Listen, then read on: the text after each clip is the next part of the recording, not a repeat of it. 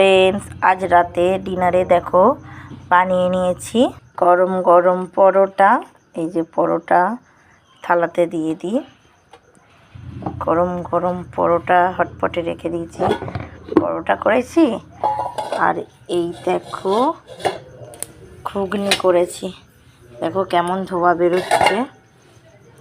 এই যে ঘুগনি করেছি,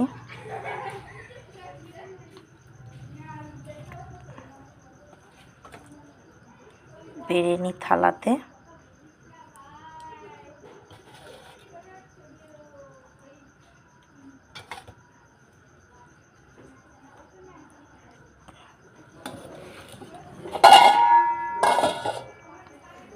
দেখো বন্ধুরা, পরোটা আর ঘুগনি থালিটা কেমন লাগছে রাতের খাবারের জন্য কমেন্টে জানাতে ভুলো না কিন্তু।